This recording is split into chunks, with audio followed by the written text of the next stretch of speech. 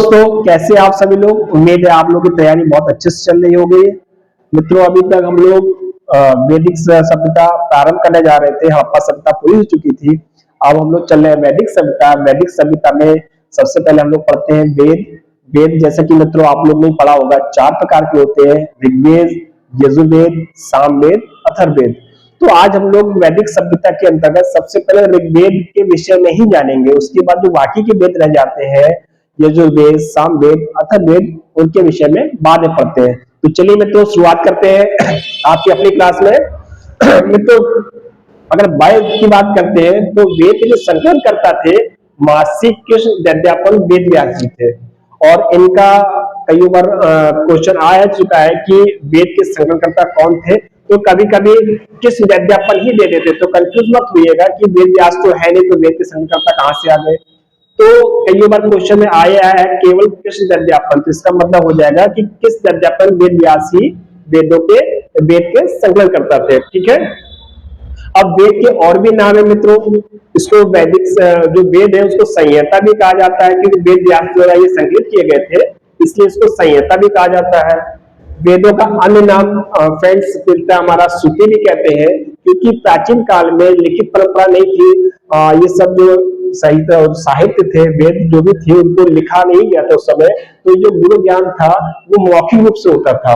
जो वेद थे वो मौखिक रूप से दिए जाते थे, मतलब गुरु शिष्य परंपरा में सुनाया जाता था, उनको छात्र कंस्ट्रक्ट करते थे।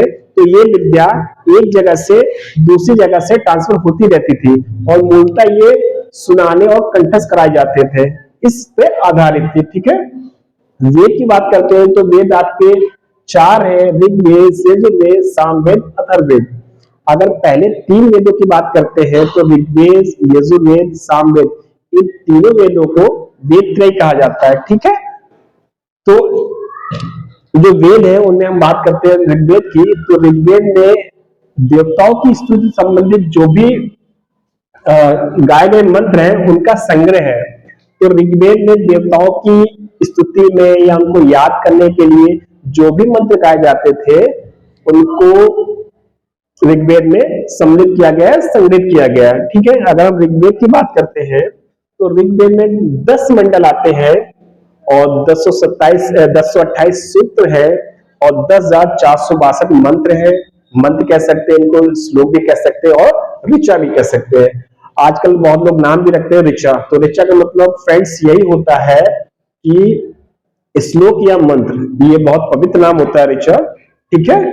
अब इसके बात करते हैं ऋग्वेद में। तो ऋग्वेद के कुल 2 शाखाएं हैं, एक तो साकल है, दूसरी है वाल्मीकि है।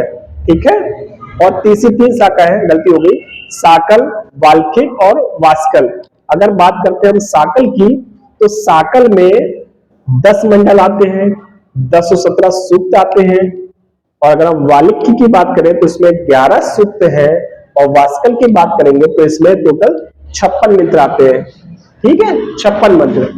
तो दोस्तों, जो ऋग्वेद है इसके 3 भाग है, एक हो गया साकल, दूसरा होगा वाल्मीकि, और तीसरा होगा वास्कल। तो मंडल में साकल में टोटल 10 मंडल है, 1017 सूत्र है। ठीक है। उसके बाद हम वाल्मीकि की बात करते हैं तो इसमें 11 सूत्र आते हैं, और वास्कल की बात करते हैं तो 56 मंत्र आते हैं। ठीक है।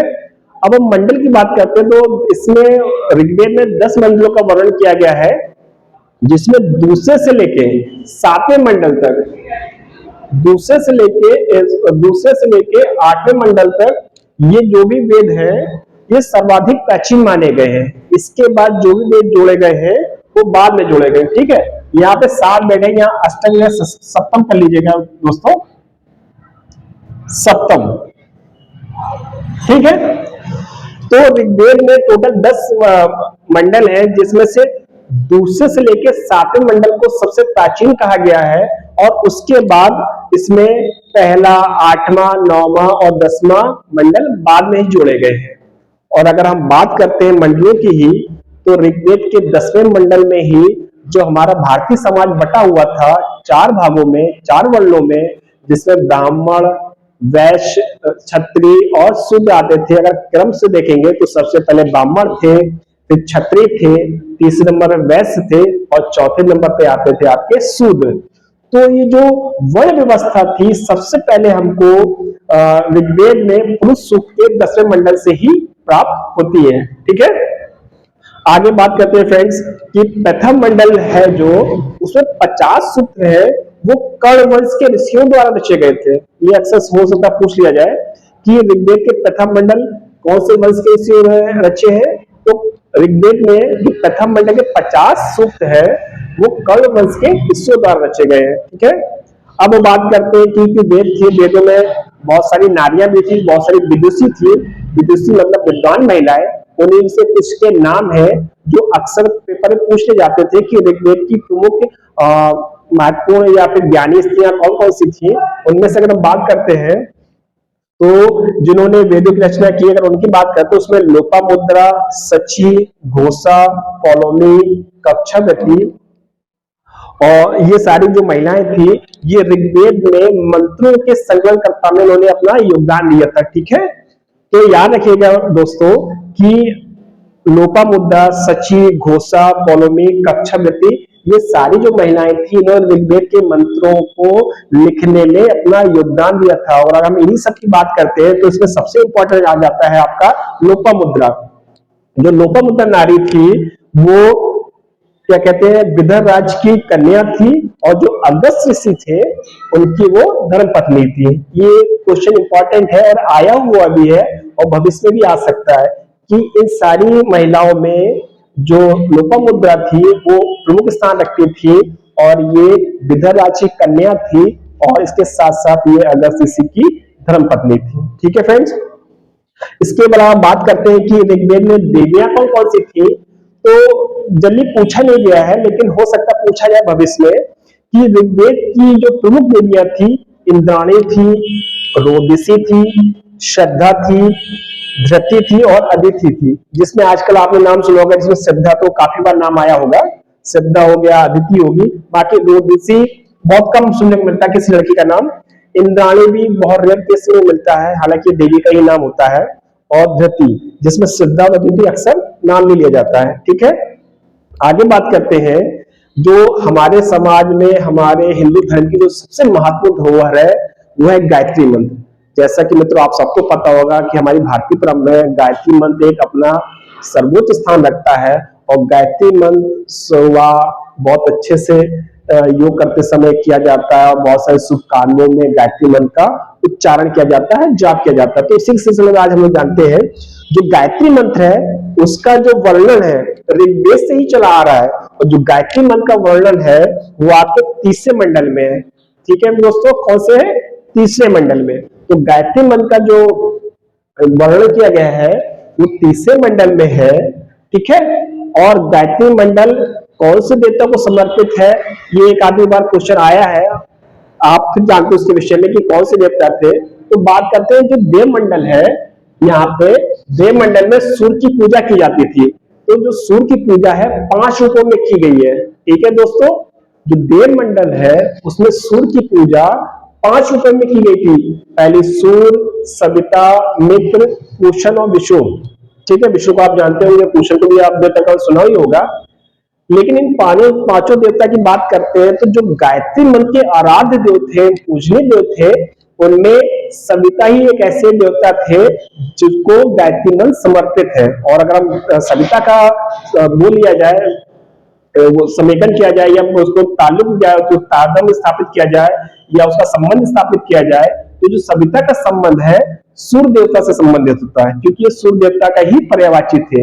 लेकिन अगर ऋग्वेद में बात की जाए तो ऋग्वेद में जो आपका क्या कहते हैं गायत्री मंत्र है उसके आराध्य देवता आपकी सविता है और गायत्री मंत्र आराध्य देवता सविता को ही समर्पित है। ठीक है, तो गायत्री मंत्र हमारे धर्म की बहुत ही महान उपलब्धि है और इसका मानसिक रूप से बड़ा विशेष प्रभाव पड़ता है। अगर इसको सही समय पे जाप करते हैं तो हमारा मानसिक और शारीरिक बौद्धिक हर तरह से विकास होता है। ठीक है, तो ये गायत्री मंत्र है इसके उपास्य देव सविता ही थे।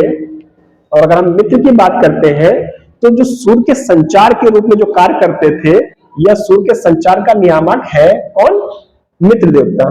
ठीक है फ्रेंड्स, अब हम लोग आगे चलते हैं और बात करते हैं कि वैदिक सभ्यता में चूंकि 10 मंडल है, 10 मंडल में 10वें मंडल के पुरुष सूक्त में 10वें मंडल के पुरुष सूक्त में ही 4 वर्णों का वर्णन है। जैसे बता चुके हैं, पहले नंबर पे आपके आता है ब्राह्मण, दूसरे नंबर पे आता है आपका क्षत्रिय, तीसरे नंबर पे आता है आपका वैश्य और चौथे नंबर पे हम लोग का आता है शूद्र। अब जैसे कि पहले बता चुका है कि जो इन चारों वर्णों की उत्पत्ति थी ब्रह्मा जी से हुई थी। ब्रह्मा जी के से होने का कारण यह था कि जो ब्रह्मा जी की उत्पत्ति अलग अलग स्थानों से हुई थी, जिसमें अगर ब्राह्मण की बात करते हैं तो ब्राह्मण की उत्पत्ति ब्रह्मा जी के मुख से हुई थी, ठीक है, इसलिए उसको सबसे स्थान दिया गया। उसके दूसरे नंबर पे आता है और छत्री की, जो छत्री की जो उत्पत्ति थी ब्रह्मा जी के बाहु से उत्पन्न हुई थी।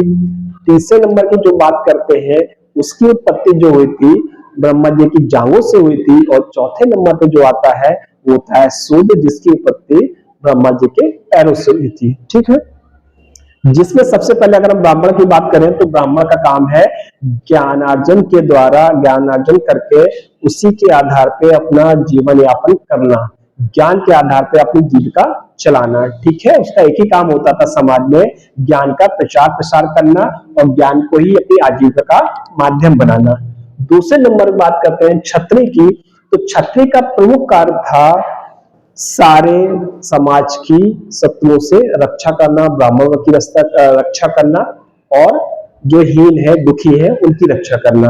और अगर बात करते हैं स्थान की, तो ब्राह्मण के बाद जो सबसे दूसरा महत्वपूर्ण वर्ण आता है या वर्ग आता है वो आपका क्षत्रिय था। तीसरे नंबर पे वैश्य आता है, तो वैश्य का सबसे प्रमुख कार्य था व्यापार करना और व्यापार के साथ उसमें जो भी धन या जो भी उसकी उगाही होती थी या जो भी लाभ कमाता था उसका प्रमुख कार्य होता था अन्य दोनों वर्गों को दान में देना, ठीक है, उनकी आजीविका चलाना, इसके ब्राह्मण और क्षत्रिय की। तो जो वैश्य होता थे, वैश्य व्यापार करते थे, व्यापार में जो भी लाभ होता था वो लाभ का हिस्सा ब्राह्मण और क्षत्रिय को देता था। तीसरे नंबर पर अगर हम बात करते हैं शूद्र की, तो शूद्र की स्थिति सबसे निम्न स्थिति में आती थी और शूद्र का एक ही कार्य होता था तीनों वर्णों की सेवा करना। तीनों वर्णों में आपका ब्राह्मण आ जाता है, क्षत्रिय आ जाता है, वैश्य आ जाता है। तो सबसे चौथे नंबर पे न्यूनतम स्थिति पे आपके शूद्र थे, ठीक है। अब और आगे चलते हैं दोस्तों, अब बात करते हैं ब्राह्मण ग्रंथ की। तो ब्राह्मण ग्रंथ में दूसरे से लेके 7वें तक ये सबसे प्राचीन मंडल है और जो मंडल है उनके रचयिता प्रमुख कौन कौन से है ये अक्सर एग्जाम में पूछ लिया जाता है, तो आज उसी के बारे में ज्ञान लेते हैं। अगर बात करते हैं द्वितीय मंडल की, तो द्वितीय मंडल है जो उसके रचयिता हमारे गृत्समत है। कौन है? गृत्समत। उसके बाद हम तृतीय मंडल की बात करते हैं, तो तृतीय मंडल की जो रचयिता है जिन्होंने रचना की वो है विश्वामित्र। अगर हम चौथे मंडल की बात करते हैं या चतुर्थ मंडल की बात करते हैं तो उनके जो रचयिता हैं वो है वामदेव। फिर हम लोग पंचम की बात करते हैं, पंचम मंडल है उसके रचयिता अत्रि है ऋषि। छठे मंडल है उसके रचयिता भरद्वाज है ऋषि भरद्वाज। और जो सप्तम मंडल है या 7वें मंडल है उसके रचयिता है कर्ण तथा अंग्रेज ऋषि। तो दोस्तों ये हमारे दूसरे से लेकर 7 मंडल थे और इन मंडलों की रचना करने वाले ऋषियों के नाम ये हैं, ठीक है। एक बार और देख लीजिए, द्वितीय मंडल ऋषि गृत्समत, तृतीय मंडल ऋषि विश्वामित्र, चतुर्थ मंडल आपका हो जाएगा वामदेव, पंचम मंडल हो जाएगा ऋषि अत्रि, छठा मंडल हो जाएगा आपका ऋषि भरद्वाज, 7वां मंडल हो जाएगा ऋषि, इसमें कर्ण तथा अंग्रेज दोनों ने ही 7वें मंडल की रचना की थी, ठीक है। अब इसके बात करते हैं आगे चल के कि ब्राह्मण के प्रमुख ग्रंथ कौन से थे। तो ऋग्वेद के प्रमुख ब्राह्मण ग्रंथ थे दो, एक था ऐतरेय और दूसरा था कौशिकी, ठीक है। तो ब्राह्मण के दो ही प्रमुख ग्रंथ थे, एक था ऐतरेय, दूसरा था कौशिकी।